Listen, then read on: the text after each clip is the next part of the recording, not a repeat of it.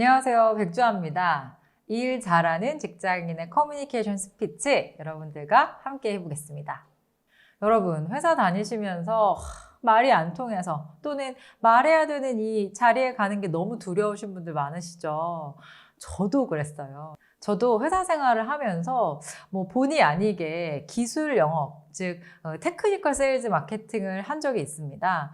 미국에서도 그런 장비 관련된 영업을 했었고, 한국에 와서도 우리 전문가 분들에게 설득을 해서 저희 회사에 장비를 파는 그러한 기술 영업 사원을 했었는데요. 저도 그때 제가 잘 모르는 이 공학적인 부분을 아는 척을 하는 게 맞나, 어떻게 하면 우리 고객분들의 눈높이에 맞춰서 설명이나 설득을 할 수 있을까를 정말 고민을 많이 해서 도서관에 가서 관련된 책도 진짜 많이 보고 선배들도 만나보고 제 모습을 찍어보기도 하면서 정말 고민을 많이 했습니다. 당시에 저도 아나운서 분들이나 그 방송에 나오시는 분들이 가르쳐 주시는 발음이나 발성 같은 것도 연습을 해 보았지만, 사실 직장인이 발음이나 발성이 나쁘다고 해서 이 업무가 잘 안 되는 경우는 거의 없거든요. 그 업무를 할 때만 필요한 어떤 툴들이 있잖아요. 그런 부분들을 저도 여러 가지 우여곡절 끝에 알게 되었기 때문에 그 부분들을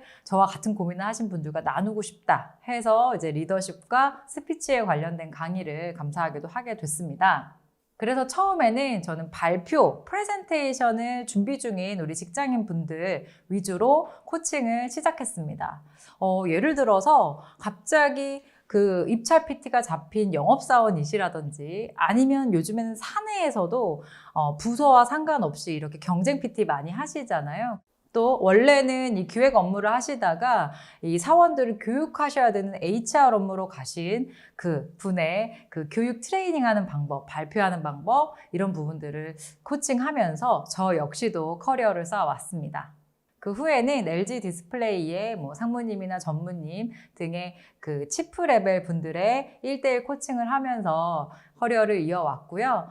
이와 함께 또 창업을 하시거나 스타트업을 운영하시는 분들이 외부 IR을 하시거나 또 내부적으로도 성과를 공유하실 때 필요한 발표, 스피치 등을 같이 코칭해 드리고 있습니다. 또 현대자동차 같은 경우는 미래 전략 강의라고 해서 앞으로 어떻게 자동차 산업이 변화할 것이고 거기에서 우리는 어떤 부분의 커뮤니케이션 변해야 된다, 조직 문화 강의도 열심히 하고 있습니다. 다년간 이렇게 코칭을 하면서 직장인들의 이 숨은 고민 1등은 아무래도 이 말하기, 커뮤니케이션이 아닐까 싶은 생각이 들었어요. 실제로 이 퇴사하고 싶은 마음이 드는 게 일 자체가 힘들기도 하지만 정말 화병이 날 것처럼 말이 안 통해서 그런 경우도 많고, 또 원래 나는 이렇게 남 앞에서 나가서 말을 하는 걸 좋아하진 않는데 업무가 바뀌면서, 직무가 바뀌면서 발표도 많이 해야 되고 교육도 해야 되고 세일즈도 해야 되고 이런 식의 어떤 상황들이 발생을 하면 진짜 때려치고 싶다 이런 생각을 하시면서 결국에는 이 고민의 모든 원천은 말하기가 아닌가 싶습니다.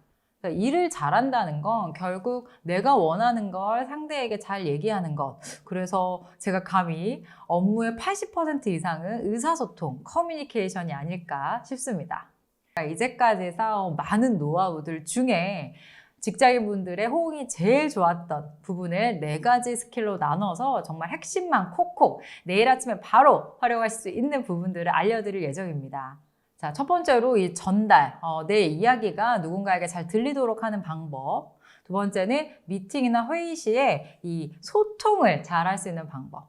그리고 제일 좋아하시는 건데요, 설득이나 협상에서 이길 수 있는 그 심플하지만 핵심적인 거 알려드리고, 마지막으로는 발표나 프레젠테이션, 또 보고를 하실 때 남들과 다른 차별화된, 그래서 여러분들이 업무를 하실 때 과중한 업무가 되지 않도록 또는 효율적으로 하실 수 있도록 하는 데 중점을 두고 오로지 업무하시는 데만 제가 도움이 되실 수 있는 커리큘럼을 만들어 보았습니다.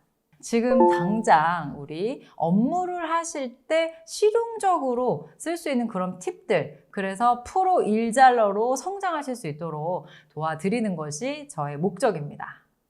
제가 이 다년간 이 코칭을 하면서 정말 다양한 직무와 직급의 분들을 만나 뵀는데요. 먼저 큰 무대를 앞두신 분들이 참 많이 오십니다.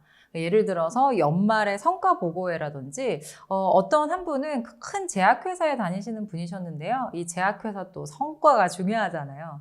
성과 1년 동안 열심히 만들어 놓으시고 마지막 연말에 발표를 하셔야 되는데 너무 떨린 나머지 영업사원이니까 말씀도 얼마나 잘하셨겠어요. 근데 너무 떨린 나머지 발표를 잘 못하셔서 타 부서에 그 베스트 상을 뺏기셨던 그런 서력을 하고자 그 다음 해에는 저에게 오셔서 코칭을 받으셨고 진짜 다행히도 1위를 하셨던 분도 계셨습니다. 자, 이렇게 큰 무대도 있지만 사실 매일매일의 커뮤니케이션은 스트레스를 받아서 퇴사를 할까 말까 고민을 하시다가 그래도 이 수업이라도 들어보자 해서 오신 분도 계십니다. 우리나라의 한 통신사에 다니셨던 분인데요. 그러니까 자기가 얘기를 하면 팀장님에게 자꾸 반려가 되는 거예요. 똑같은 얘기인데 다른 팀원이 하면 또 그게 또 수락이 되는 거죠. 처음에는 저 팀장님이 나를 싫어하나? 이 생각을 하셨는데 그럼 팀장님을 바꿀 수 없으면 내가 바뀌자 라고 생각을 하셔서 저에게 이 수업을 쭉 4주 동안 들으셨고 정말 다행히도 선생님 그거를 좀 써먹어 보니까 이 퇴사할 만큼 괴롭지 않더라고요. 그리고 팀장님이 제 이야기를 또 들어주시고 수락이 되는 거예요. 너무 신기하죠? 라고 저도 그 얘기 들으니까 신기하더라고요. 그렇게 좀 변화하신 분들도 계시고요. 생각보다 신입 사원이 오시는 경우는 많이 없고 최소한 3년에서 5년 차 이상 분들 또 10년 차 이상 분들이 참 많이 오십니다. 그 말은 업무에 대해서는 뭐 전문성은 더할 나위 없이 잘하고 계신데 점차 직무와 직급이 올라가면서 원래 안 하시던 업무를 할 때가 있으신 거예요. 뭐 예를 들어서 연구개발만 하시다가 갑자기 PM이 되셔서 그러니까 전체 총괄을 하시게 되셔서 협력업체와 조율도 하셔야 되고 협상도 하셔야 되고 일종의 영업도 하셔야 되는 부분도 있으시고요. 평소에는 그냥 기획 업무만, 재무 업무만 하시다가 갑자기 교육팀에 발령이 나셔서 남 앞에서 교육을 하셔야 되는 분들도 계셨습니다. 이렇게 우리 직장 생활을 하다 보면 어쨌건 밥벌이를 하다 보면 나의 어떤 기존의 능력에 더해져서 계속 공부를 해야 되는 상황이 이렇게 벌어집니다. 망설이지 마시고 한번 공부를 시작해 보세요. 말하기 때문에 고민하시는 분들 끙끙 앓지 마시고 한번 시작해 보시기 바랍니다. 감사합니다.